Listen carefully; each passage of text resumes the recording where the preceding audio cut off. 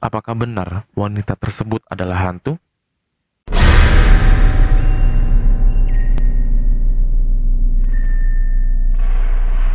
Hello everyone, gue Tio Lesmana dan kamu sedang berada di kanal YouTube Halo Lur. Kemajuan teknologi ini emang gak bisa kita hindarin sih. Saking cepatnya perkembangan teknologi, makin cepat juga perubahan zaman. Zaman gua kecil dulu, handphone tuh barang langka banget. Punya handphone yang sekedar cuma bisa SMS atau telepon pun udah kaya banget deh. Dulu, saat orang-orang kaya punya handphone, gue belum punya handphone. Nah, giliran gue punya handphone yang cuma bisa SMS atau telepon, orang-orang kaya udah pada punya handphone yang poliponik, yang berwarna-warni. Itu udah paling keren dah zamannya. Udah gitu harga kartu perdana kan saat itu mahal banget. Dan sekarang lu lihat harga kartu perdana ada yang goceng, ada yang 10.000. Tapi sekarang lu lihat hampir semua orang kenal atau bahkan hampir semua orang punya yang namanya smartphone. Di smartphone ini kita nggak cuma bisa sekedar SMS ataupun nelfon. Di smartphone ini kita bisa lakuin banyak hal. Dari mulai ambil foto, ambil video, edit video, belajar, belanja, sampai pesan makan dan alat transportasi pun secara online sekarang. Nah, ngomong-ngomong transportasi online, sekarang ini udah banyak banget orang-orang yang manfaatin jasa transportasi online itu buat kegiatan sehari-hari. Kalau menurut gue, transportasi online ini udah jadi semacam candu sih buat kehidupan masyarakat saat ini. Di satu sisi emang praktis, kita nggak perlu buang waktu buat nyari-nyari transportasi di jalan. Udah gitu kalau mesen barang lu nggak perlu buang waktu, buang parkir, tenaga, dan sebagainya. Emang praktis ya emang transportasi online ini. Nah, transportasi online dalam hal ini, ojek online atau sering kita sebut dengan ojol, memang ngasih banyak manfaat sih buat user ataupun drivernya. Kalau buat usernya biasanya kalau naik ojek pangkalan itu harus tawar-menawar biar dapat win-win solution. Belum lagi para pengemudi ojek pangkalan ini belum teruji. Sedangkan kalau di ojol, tarifnya udah ditentuin di aplikasi, jadi nggak perlu tawar-menawar. Selain itu, para drivernya juga dilatih mengemudi. Nah, benefit bagi para drivernya atau pengemudinya ya tentu aja dari segi finansial sih. Banyak orang yang tadinya nggak punya kerjaan, semenjak ada ojol ini mereka bisa jadi pengemudi ojol selagi mereka punya motor. Sebelumnya kan ada orang yang punya motor mau ngojek tapi kan ngerasa nggak enak sama orang-orang di pangkalan kalau mau ikut gabung di pangkalan tersebut, karena kan ada orang-orang yang merasa rezekinya berkurang dengan adanya kedatangan pesaing baru. Selain itu juga banyak orang yang menjadikan ojek online ini sebagai side job, pekerjaan sampingan untuk mencari tambahan sambil kerja, sambil kuliah, sambil usaha dan lain-lain lah pokoknya ya. Dan gue adalah salah satunya. Gue dulu jadi ojol sambil kuliah. Gue masuk ojol itu pas ojol lagi baru-baru rame, waktu daftar di Senayan waktu itu. Nah, tahun 2015 lah kalau nggak salah, gue daftar pada saat itu, waktu masih rame-ramenya. Nah, banyak kisah para pengemudi ojol ini yang menarik buat dibahas dan kadang suka bikin viral di jagat dunia maya. Kadang ada cerita lucu, kadang ada sedih, bahagia, inspiratif, banyak lah pokoknya. Nah, banyak juga para pengemudi ojol ini yang ngalamin kejadian mistis yang katanya nggak masuk di akal. Nah, nggak jarang kejadian mistis para pengemudi ojol ini viral sampai bikin heboh jagat sosial media. Nah, di sini seperti biasa gue akan mencoba membahas beberapa cerita mistis para driver ojol ini dan mencoba melihat dari sisi akal sehat dan keyakinan. So, gak usah lama-lama, langsung aja kita masuk ke Mystic Logic Conflict.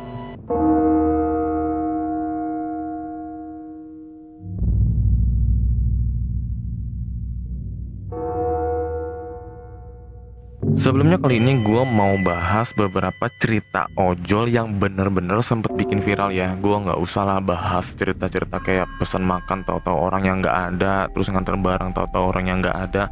Mungkin bisa aja itu order fiktif dari orang jahil. Yang banyak kan ojol yang nganter makanan tiba-tiba dipesan rumah kosong, nganter barang tiba-tiba tujuannya rumah kosong. Mungkin bisa aja itu order orang iseng. Cerita mistis ojol yang pertama yang akan gue bahas di sini memang kejadiannya udah cukup lama nih.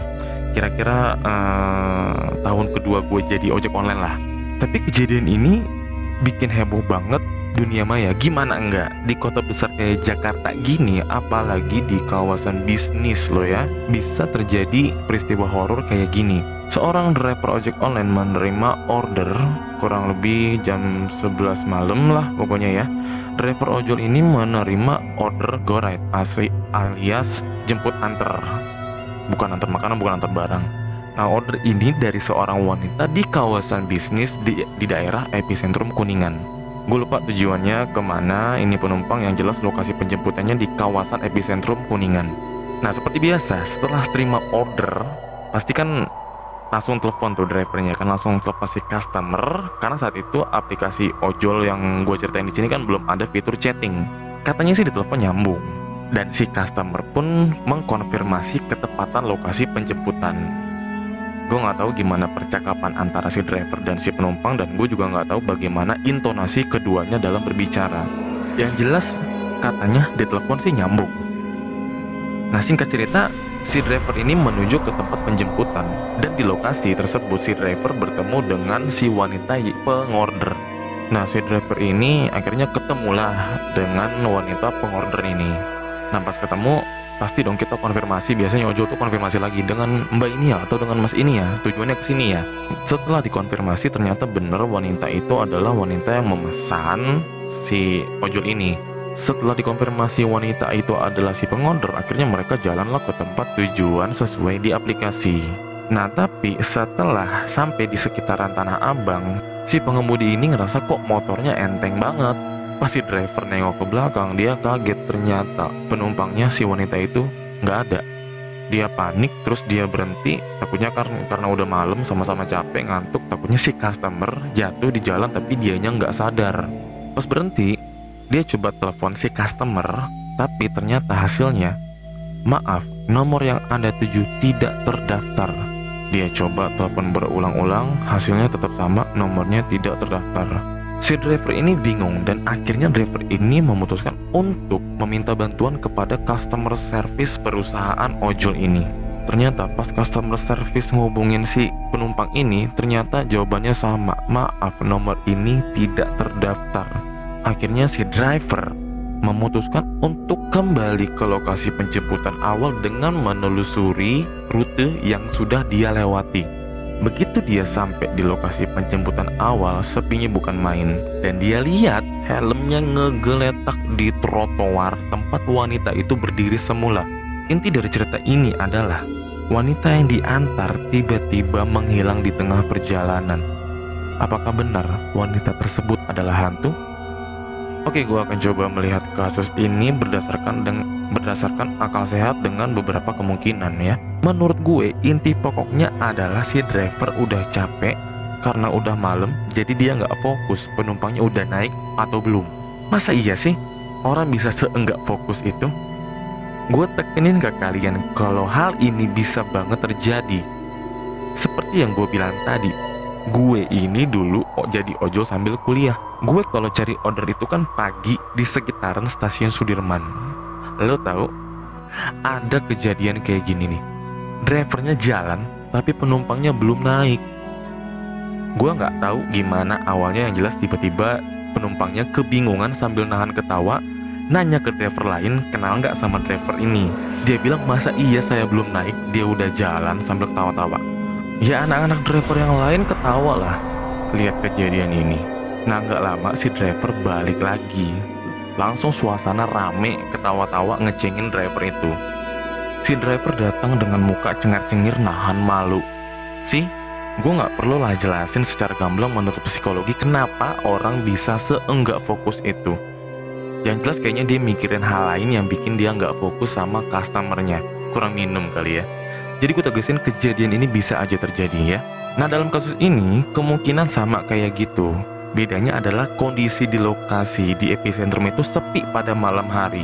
Jadi si customer nggak bisa nanya sama driver-driver lain. Dan mungkin customer lebih memilih untuk order ojol lainnya, terus helm si ojol yang pertama digeletakin. Kenapa nggak di-cancel sama penumpangnya? Sobat dulur di rumah, order yang udah dijalankan sama driver udah nggak bisa di-cancel baik sama driver ataupun sama customer. Terus kok si driver dan customer service perusahaan ojol itu nelpon customer tersebut kok nomor teleponnya nggak aktif? Bro, sebelumnya gua akan jelasin kenapa sih nomor bisa tidak terdaftar padahal nomor itu jelas-jelas pernah atau sedang kita pakai. Ada beberapa penyebabnya, tapi gue bakal kasih tahu salah satu penyebab yang paling sering kita lakuin dengan atau tanpa sadar. Nomor bisa terdaftar ketika kita hubungi salah satunya karena sudah tidak aktif lagi, karena masa aktif sudah habis dan masa tenggang pun sudah terlewat. Jadi nomor ini tidak bisa lagi dicek pulsa, terima, dan melakukan telepon sampai ngirim SMS ataupun nerima SMS. Jadi kalau nomor lu udah kelewat masa tenggang, itu nomor lu kena blokir. Itu menyebabkan nomor lu tidak lagi terdaftar pas dihubungin sama orang lain. Jelas kan ya, nomor yang tidak terdaftar itu nggak semata-mata nomornya emang nggak ada, tapi nomor yang sekarang lo pakai juga bisa tidak terdaftar kalau masa aktifnya udah lewat dan masa tenggangnya udah lewat. Terus kalau nomornya tidak terdaftar kok bisa dipakai buat order ojol? Gue kasih tahu sekali lagi ya, gue jadi ojol sambil kuliah sejak 2015. Nah, kasus ini terjadi kalau nggak salah tahun 2017-an.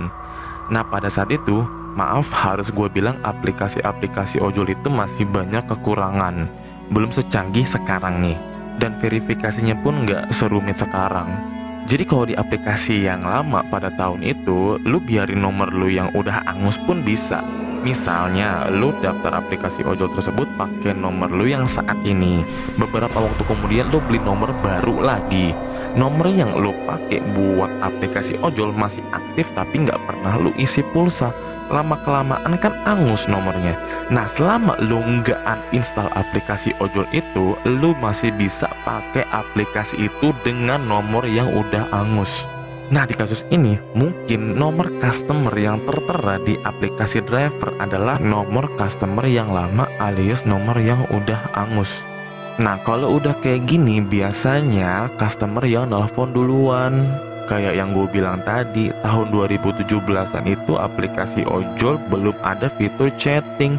Kalau customer nggak nelpon, biasanya driver berpatokan sama ciri-ciri dan lokasi spesifik yang ditulis si customer di aplikasi. Misalkan kita suka nulis keterangan tuh pakai baju warna merah, sepatu hitam, pakai topi, berdirinya di pintu keluar, kayak gitu. Biasanya kita driver berpatokan sama itu. Terus pas udah tahu ditinggalin sama si driver, kenapa customernya nggak nelpon duluan? Mungkin si customer nggak ada pulsa, jadi nggak bisa nelpon si driver. Sedangkan driver hanya bisa telepon nomor customer yang ada di aplikasi yang notabene udah hangus. Oke lah, si customer ini nggak punya pulsa buat nelpon, buat SMS, tapi kan si customer bisa telepon driver via WhatsApp. Kalau ini rada ribet sih ya, tapi oke lah, gue coba analisa lagi. Yang perlu lo tahu, saat gue daftar jadi ojek online itu dikasih nomor baru. Nah, mungkin nomor yang dikasih perusahaan ojol sama ojol tersebut tidak digunakan untuk WhatsApp. Mungkin si driver ojol ini punya nomor pribadi lain yang dia gunakan untuk WhatsApp. Nah, itu tadi salah satu cerita mistis ojol yang coba gue bedah dari sisi akal sehat. Yang perlu gue tekankan di konten ini adalah gue nggak bilang kalau cerita ini karangan. Sorry, gue nggak bermaksud untuk mendiskreditkan siapapun dalam kasus ini. Kalau emang kasus ini benar-benar mistis, menurut gue, satu cara untuk membuktikannya adalah si driver harus mengingat nomor si customer tersebut, terus membawa ke penyedia layanannya, providernya, terus tanya data-data mengenai pemilik nomor ini. Mungkin aja si provider bersedia untuk memberitahu data pengguna nomor tersebut. Kalau misalkan udah dapet datanya, tinggal dicari keberadaan si pengguna ini. Gitu. Kalau memang mau buktikan cerita ini bener mistis atau bukan. Gue gak mau video ini terlalu panjang, gak enak juga kayaknya kalau misalkan kalian nontonnya kepanjangan ya. Kita lanjutin cerita mistis ojol lainnya di episode Mystic Logic and Conflict berikutnya kali ya. Sekali lagi gue tekankan, di konten ini gue tidak bermaksud mendiskreditkan kreator horor, penulis horor, ataupun orang-orang yang punya pengalaman horor. Gue tidak bermaksud menyudutkan siapapun, tapi gue gak pernah capek-capek ngingetin ke kalian bahwa apa yang kita lihat, rasakan, dan alami adalah salah satu bentuk realisasi dari akal pikiran dan hati kita. Selama kita nggak mengganggu, mendatangi tempatnya, dan mengadopsi sifatnya, insya Allah kita senantiasa dijauhkan dari makhluk-makhluk tak kasat mata. Gue Tio Lusmana, sampai jumpa di Mystic Logic Config berikutnya.